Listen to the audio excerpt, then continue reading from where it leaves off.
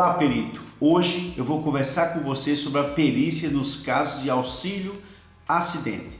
Essa perícia é muito simples, mas você tem que observar alguns detalhes para realizá-la da forma adequada. É sobre isso que nós vamos conversar e ao final do vídeo você vai estar pronto para realizar essa perícia de uma forma muito eficiente. Meu nome é Ronivaldo Barros, eu sou médico, perito judicial há mais de 20 anos e ajudo médicos que estão começando na perícia médica com mentorias. Se você gosta do conteúdo do canal, compartilha, aproveita e se inscreve no canal, ativa o sininho para receber as notificações dos próximos vídeos e compartilha esse conteúdo com outros colegas que podem ter interesse no tema. Então o tema é a perícia nos casos de auxílio-acidente. E eu tenho como premissa sempre começar pela análise da norma. Entendo que conhecer a norma que fundamenta aquela perícia é a base para realizar a perícia adequada. Então, nós vamos partir aqui da análise da norma e entender toda a base teórica que você tem que ter para realizar a perícia nos casos de auxílio-acidente. O primeiro aspecto é definir o que é auxílio-acidente. E o auxílio-acidente é um benefício previdenciário de natureza indenizatória, destinado a segurados que, após ter sofrido um acidente de qualquer natureza, ficou com a sequela permanente, sequela essa que gera uma limitação para o exercício da atividade laboral que o periciado exercia na época do acidente. Isso é muito importante, ou seja, a sequela tem que interferir de forma negativa no exercício da atividade laboral que o periciado atualmente exercia. Aquele, às vezes, continua exercendo e algumas vezes aquele exercia apenas na época do acidente, depois ele trocou, ou às vezes ele está desempregado, é a última que ele exercia. Nós vamos detalhar isso um pouco na frente. Bom, é diferente, isso é bom enfatizar, do auxílio por incapacidade temporária, que não tem caráter indenizatório, tá certo? No auxílio-acidente, o periciado vai continuar trabalhando, pode continuar trabalhando, e essa indenização, essa verba que ele vai receber mensalmente a título de auxílio-acidente, pode cumular com o que ele recebe no trabalho. Uma coisa não vai ter nenhuma relação com a outra. Bom, qual o fundamento jurídico desse benefício que é o auxílio-acidente? É a Lei 8.213 de 1991, especificamente o seu artigo 86, que diz que o auxílio-acidente será concedido como indenização ao segurado quando, após consolidação das lesões decorrentes de acidente de qualquer natureza, resultarem sequelas que impliquem redução da capacidade para o trabalho que atualmente exercia. Esse é o artigo 86, repito, da Lei 8.213 de 1991, de forma literal. Também é fundamento para a concessão desse benefício o Decreto 3.048 de 1999, o artigo 104 e o anexo 3, tá? Bom, quem tem direito a receber? Os segurados do INSS. O direito é restrito às seguintes categorias de segurados: empregado urbano ou rural, empregado doméstico para acidentes ocorridos a partir de 2015, trabalhador avulso e o segurado especial. O exemplo aqui é o trabalhador rural.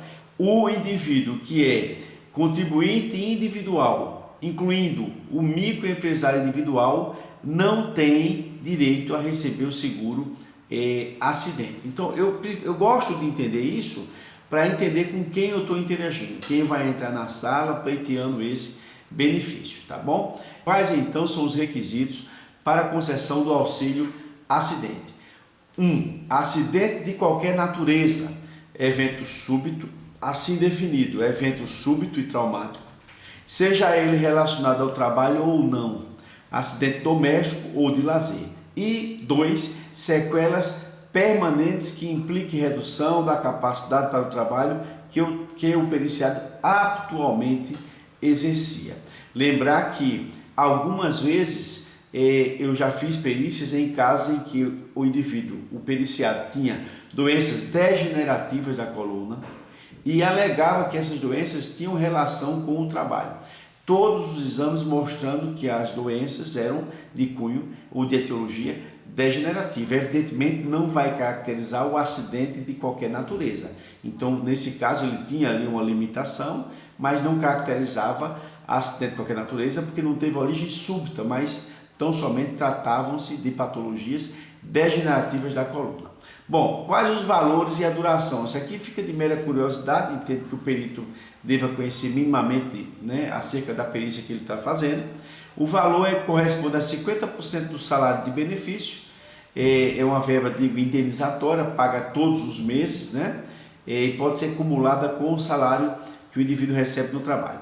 A cessação, o benefício encerra-se apenas na aposentadoria.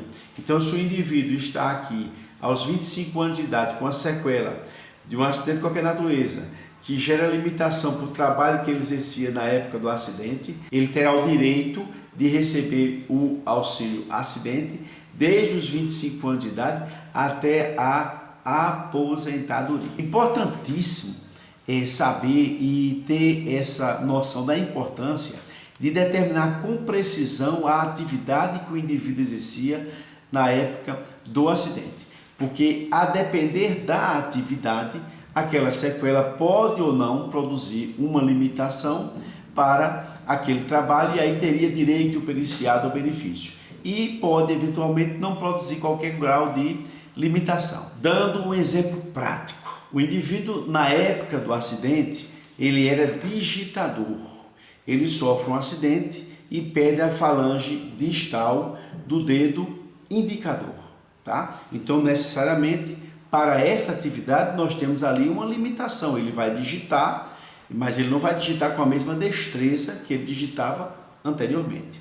No momento em que ele vai fazer a perícia, ele é locutor de rádio, ele apresenta programas numa rádio da cidade. Ora, para apresentar programas de rádio, ele não vai ter nenhuma implicação funcional do fato dele não ter a falange distal de um dedo. Então, considerando a atividade de locutor de rádio, você não teria uma limitação para o trabalho e ele não teria direito ao auxílio acidente. Então, quando eu determino com precisão a profissão que ele exercia, é para essa profissão que eu devo olhar, analisando se para aquela sequela e para as atividades requeridas por aquela profissão, eu vou ter uma limitação mesmo que mínima.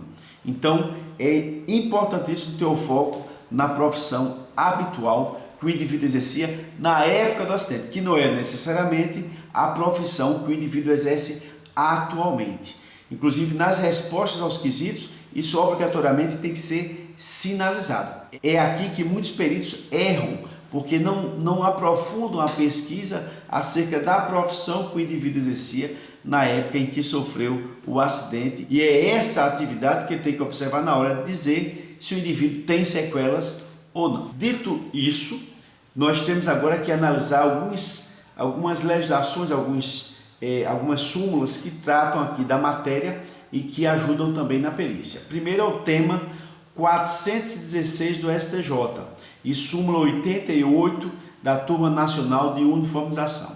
Diz o seguinte: o benefício é devido ainda que a redução da capacidade laboral seja mínima. Não existe escala de gravidade para o dano. Se há redução, há direito. Então isso muitos peritos também aqui eles travam. Por quê? Porque ele não tem essa compreensão de que qualquer grau de redução da atividade laboral vai dar direito ao periciado de receber o benefício. Então é importante que o perito tenha conhecimento acerca disso, porque qualquer que seja, repito, o grau de limitação para a atividade que o periciado atualmente exercia na época do acidente, ele terá direito ao benefício. Temos aqui também o tema 156 do STJ, que diz: é irrelevante se a doença ou lesão pode ser revertida por tratamento ou cirurgia. O que importa é a redução permanente no momento da avaliação. Então, também tema 862 do STJ e tema 315 do TNU fixou que o termo inicial deve ser o dia seguinte à cessação do auxílio-doença. Então, é importantíssimo saber que no laudo nós vamos ter que fixar a data em que houve consolidação das lesões. E essa data, em regra, eu fixo na data posterior à cessação do benefício recebido, porque é assim que é o entendimento, né, no tema 862 que nós estamos tratando.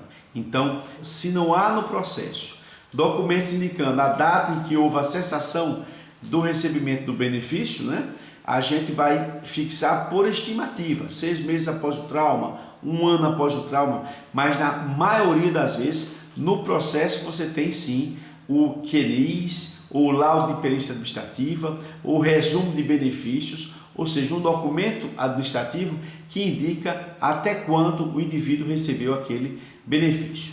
Temos o tema 301 da TNU, repito, é Turma Nacional de Uniformização dos Juizados Especiais Federais, que diz o seguinte: confirmou a exclusão legal dos contribuintes individuais do rol dos beneficiários. É uma matéria jurídica aqui sem muito impacto na nossa área. O tema 269 da TNU define o seguinte: acidente de qualquer natureza é um evento súbito e traumático por agentes externos, diferenciando-se de doenças comuns infecciosas que não geram direito ao auxílio acidente. E por fim, é bom deixar claro que essas ações que tratam do auxílio acidente podem tramitar na Justiça Federal, se é um acidente de qualquer natureza, um acidente que não tem relação com o trabalho, ou tramitar na Justiça Estadual, se é uma sequela de acidente de trabalho. Aí a Justiça Estadual tem a chamada competência acidentária. Existem várias da Justiça Estadual especializadas nesse tipo de ação. Enfatizar os dois pontos onde mais o perito erra. O primeiro é a questão relativa à profissão habitual. Não pesquisa bem a profissão habitual na época do acidente, portanto, responde à pergunta crucial da perícia se existe limitação para o labor habitual ou não, de forma errada, porque erra a profissão. E o segundo é fixar adequadamente a data que cessou a lesão e começou a sequela, que é a data onde houve a cessação do benefício previdenciário, que em regra está bem colocado lá nos documentos administrativos, mas se não está, você fixa de forma estimada, a depender do tipo que a pessoa sofreu. Então é isso. Um grande abraço. Em breve outros vídeos no canal. Se inscreve, compartilha e clica no sininho para ser notificado dos próximos vídeos. Um abraço.